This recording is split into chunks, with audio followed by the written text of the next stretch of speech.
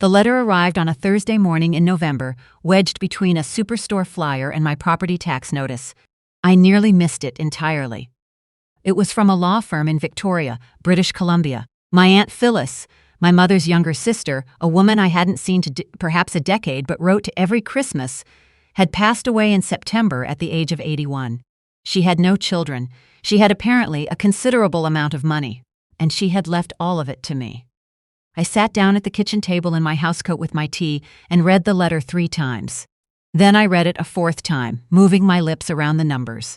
$1.4 million, Canadian. The Victoria condo alone was assessed at just over $400,000. The rest was in GICs, a modest stock portfolio, and a TFSA that Aunt Phyllis had been quietly filling for 30 years on a federal civil servant's pension. She'd always been careful with money. I had always loved that about her. She used to say that a woman who knows where her money is never has to ask anyone's permission. I pressed my hand flat against the letter on the table. I was 63 years old. I'd spent 31 years teaching grade 5 at Riverview Elementary in Ottawa's West End. Spelling tests, science projects, the particular art of convincing 10-year-olds that fractions are not the enemy. My husband had his property management company. We had the house on Thornwood Crescent, a modest RRSP, some savings in a joint account he primarily managed. We were comfortable. We were not $1.4 million comfortable. My very first thought, was of my husband. His name is Neville. I am still adjusting the tense. We had been married for 38 years. He was 2 years older than me and had built his company up from scratch in the early 90s, managing rental properties across the Ottawa-Gatineau region. He spoke of it the way some men speak of war, the sacrifice, the long hours, the deals he had closed through sheer will. He liked to remind me of this. He liked to remind me of quite a few things, that he handled the finances, that the markets were complicated, that I shouldn't worry my head about investment strategy or tax planning or anything that required what he called a head for numbers. For most of our marriage, I had been too busy correcting spelling tests and keeping track of 31 children to argue the point. I trusted him, completely and without examination. It occurs to me now that trust without curiosity is really just a habit, and habits are easy to exploit. I grabbed my coat off the hook by the side door. I grabbed my purse. I tucked the letter into the inside zippered pocket, the one with the little snap button, and I went out to the car. I drove across the city to his office on Merivale Road with the radio off, already imagining his face when I told him. I wanted that particular moment, his expression shifting from ordinary Thursday afternoon into something rarer. I wanted to give him that. After 38 years, I thought I knew exactly what his joy looked like. His office was on the 2nd floor of a low brick building he had always taken pride in. The lobby was quiet. His receptionist, a pleasant young woman I had met a few times at company Christmas parties, looked up and gave me a smile that flickered for just a moment before settling into politeness. I told her I wanted to surprise him. She hesitated barely and then nodded. I climbed the stairs. His door was nearly closed. Not latched, just resting against the frame the way it does when the building settles in the cold. I could hear voices inside, low and easy, the sound of people comfortable with each other. I raised my hand to knock. And then I heard her laugh. I knew that laugh. I had heard it at his company's summer barbecue, at the fall dinner he'd hosted for his property owners at a restaurant in the market. He had introduced her to me as his new business associate, Yolanda, a woman perhaps 15 years younger than me, with a good coat and an expensive perfume, and a habit of touching my husband's forearm when she made a point. I had told myself I was imagining what I was seeing. I was very good at telling myself that. I stood in that hallway with my hand in the air, and I listened. Their voices were low. I could not make out every word, but then my husband's voice dropped into a register I had not heard in years, warm and certain and meant only for one person, and I heard what he said clearly enough. He seemed to be in the middle of something already decided between them, because it came out without preamble, the easy confidence of a plan well underway. "She's a simple retired schoolteacher," he said. "She doesn't understand any of it. By the time she figures out what's happened, it'll already be done." A pause. Then Yolanda's voice lighter. "And the inheritance, if she gets anything from that aunt. She won't have the first idea what to do with it. That's the point." I stood there in the hallway of that building on Merivale Road with $1.4 million in my inside pocket, and I felt the strangest thing come over me, not rage, not tears. A kind of cold clarity, the way the air feels at 7 in the morning in January when you open the front door and the temperature hits you. Sharp and clean and absolutely real. I put my hand down. I turned around. I walked back down the stairs, past the receptionist who called after me cheerfully, and I pushed through the lobby door and out into the November air, and I got into my car. I sat with my hands on the steering wheel. Simple retired schoolteacher. He wasn't entirely wrong. But he had made one significant error of judgment, the same error I had watched students make for 3 decades. He had confused quiet with absent. He had looked at a woman who never raised her voice and decided nothing was happening underneath. He had forgotten what teachers do. We assess, we plan, and we have extraordinary patience with students who think they can cheat. I did not go home. I drove to a Tim Hortons on Carling, and I ordered a large double-double, and I sat in a corner booth for 2 hours, and I thought. The letter changed everything, but only if I was careful. If I claimed the inheritance in my own name immediately, Neville would know. He received all the financial statements. He filed our taxes jointly every year with an accountant he had chosen and trusted. A sum that large appearing in my name would reach him within days, and a man who was already planning to position himself as my financial guardian, because that was the only way to read what I had heard, would move fast. He had said it himself. By the time she figures out what's happened, it'll already be done. What he did not know, sitting in that office with Yolanda, was that I had already figured it out, and I had a head start. I called my daughter Bria from the parking lot. She lives in Toronto, works in financial compliance at a mid-sized bank. She had visited Aunt Phyllis twice in Victoria and cried quietly on the phone when I told her she'd passed. She had never, not once in 38 years, warmed to Neville. I had spent years quietly smoothing that friction, making excuses, redirecting. I was done with that.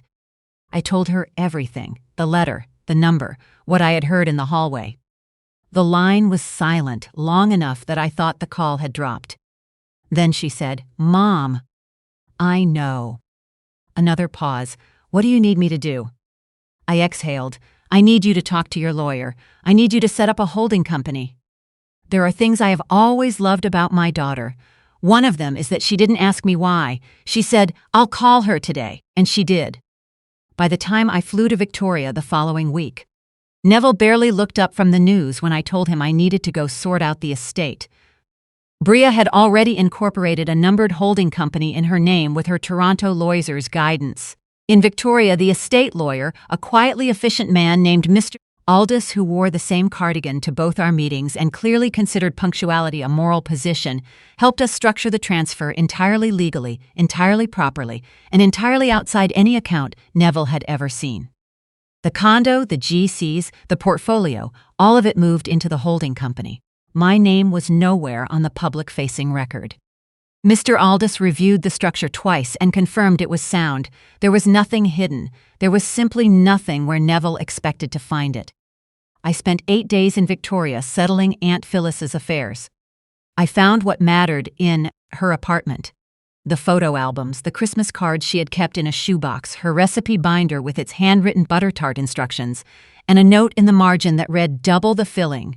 Trust me," and I wrapped her small watercolor of the harbor in a sweater and tucked it in my carry-on. And on the 6th day, sitting in the lobby of Mr. Aldis's building with the rain coming in off the straight, I made a phone call I had been considering since I'd sat in that Tim Hortons booth. His name was Sanjay. He had been Neville's bookkeeper for 7 years. He had been let go approximately 2 years ago, abruptly, with a minimal severance offer and a non-disparagement clause in the settlement agreement that Neville had apparently expected him to sign and then forget. The timing of his departure corresponded, I now recognized, almost exactly with when Yolanda had first begun appearing at company events. I had found his number through a woman who used to work in the building's shared reception. I called from a borrowed certainty and a great deal of nothing left to lose. He answered on the 3rd ring. When I told him who I was, he was quiet for a moment. Then, I wondered if someone would call eventually. He said it without bitterness, just the flat acknowledgement of a person who has been waiting in a particular room for a long time. We met at a cafe in the Glebe when I returned to Ottawa. He was careful and precise in the way that people who work with numbers often are. Someone who says exactly as much as he means and no more. Over 2 hours, he told me what he had seen in the months before he was let go. Client trust funds, money that property managers hold on behalf of landlords and are legally required to keep in a segregated account under Ontario regulations, had been used to cover personal expenditures, hotels, restaurants, a spa in Westboro. They had been routed through the company accounts as client entertainment and property maintenance costs. Neville had a cooperative accountant preparing the filings. The irregularities were not obvious, but they were documented, and they were there. When I raised it, Sanjay said, he thanked me for being thorough. On Friday of the same week, I was let go. He had kept copies of the documents. He said it simply, the way you state a fact that has been waiting a long time to be relevant. I thought you might have, I said. We sat in that cafe and we talked, two people who had been decided about by the same man without being consulted, and we came to a quiet agreement. Sanjay would share what he had with my Ottawa lawyer. We would let the process run the way it was designed to run. I went home. I made dinner. I was a simple retired schoolteacher. In the weeks that followed, I played that role carefully. I let Neville talk down to me at the kitchen table when he tried to explain the importance of updating our financial planning. I looked pleasantly confused when he used words like fiduciary or asset consolidation. I said things like, of course, if you think that's best, and I trust your judgment, dear. While every day quietly, my Ottawa lawyer was building the picture that Sanjay's documents made possible. 3 weeks after my return from Victoria, Neville sat me down with a stack of papers and Yolanda seated across from me in my own kitchen. She had been coming to the house with increasing frequency by then, always with some excuse, a form that needed a signature, a question about a tenant. That evening she sat at my kitchen table with her hands folded in front of her and her good coat still on, and Neville explained in the patient tone he used, with people he considered slow, that he had consulted with a lawyer about taking over formal management of our finances. Given my age, given what he called my occasional forgetfulness, he slid a power of attorney document across the table. Just for peace of mind, he said, you don't need to worry about any of it. I looked at the document. I looked at Yolanda. I looked at my husband of 38 years sitting across from me in the house where we had raised our daughter and celebrated 38 Christmases and weathered the ordinary accumulation of a life shared. That's so thoughtful, I said warmly. Could I get my reading glasses? I left them upstairs. I want to make sure I understand it properly. I went upstairs. I sat on the edge of the bed and called my daughter. It's happening, I said quietly, tonight. She was in Ottawa by the weekend. Over the following weeks, I found reasons not to sign. My back was giving me trouble. I was tired. I wanted to read it again in the morning when I was fresh. Neville's impatience grew in small increments he tried to keep out of his voice, and I watched the effort it cost him and said nothing. I had spent 31 years reading the faces of people trying to conceal what they actually meant. My husband was not as opaque as he believed himself to be. The morning for signing that document never came. It was a Wednesday in February, the kind of Ottawa February that arrives with the gray certainty of something that intends to stay, when I was served with papers. Neville was filing for divorce. His lawyer had simultaneously submitted an urgent motion to the court, requesting a formal assessment of my capacity to manage my own financial affairs. The supporting documents cited what they described as a pattern of confusion and declining judgment. My reluctance to sign the power of attorney was presented as evidence. I read the motion at the kitchen table, and then I made a pot of tea. On the morning of the hearing, I put on my gray wool coat, the one I bought in 1998 and kept because it still fits, and I arrived at the courthouse 15 minutes early. Neville and Yolanda arrived together in his company SUV. He was in his best suit. She wore the kind of coat that used to cost what I earned in a month of teaching. He glanced at me once across the lobby briefly, and I saw what he expected to find in my face: worry, confusion, the particular look of someone out of their depth. He looked away. His lawyer presented the motion with practiced sympathy. My client's wife had shown reluctance to engage with routine financial matters. She had failed to complete basic estate paperwork. She had demonstrated an inability to manage affairs of any complexity. They described a picture of a woman who needed protecting from herself. My lawyer stood up. She is younger than I expected when I first hired her, and she speaks the way I always asked my students to write, plainly, without decoration, without a word that doesn't carry its weight. My client would like to present several documents to the court, she said. The first was the transfer record from Victoria, $1.4 million CAD, fully and legally structured through a properly incorporated holding company, completed without any assistance from or involvement of the petitioner. She walked the judge through the timeline. The inheritance had been secured, properly and legally, 2 months before the motion for capacity assessment had been filed. This was done independently, the judge asked, looking over his glasses. Entirely, my lawyer confirmed, with the assistance of licensed legal counsel in British Columbia. The second set of documents was Sanjay's. The expense records, the trust account irregularities, the paper trail spanning 18 months that told a very different story about who in the marriage had been confused about finances and who had been deliberately obscuring them. The third was a letter from Mr. Aldous in Victoria confirming that over 8 days I had engaged with complex legal and financial decisions with full comprehension, clear instructions, and appropriate judgment throughout. The individual described in this motion as incapable of managing her own financial affairs, my lawyer said, has in the preceding months managed rather a significant amount of affairs and has done so with considerable competence and strategic care. I watched Neville's face. I had the strange vertiginous sensation of recognizing it and not recognizing it at the same time. The face I had known for 38 years, rearranging itself into something I had never seen it do. The slow understanding of a man who has entered a room fully expecting it to be empty and found instead that every light is on and someone has been waiting. The motion was dismissed. My lawyer submitted the complete documentation package to the Canada Revenue Agency the same afternoon. The misuse of client trust funds in property management is not a civil matter in Ontario. It is a criminal one. The CCARA does not move quickly, but it moves thoroughly. Within 6 weeks, 2 investigators appeared at Neville's office on Merivale Road.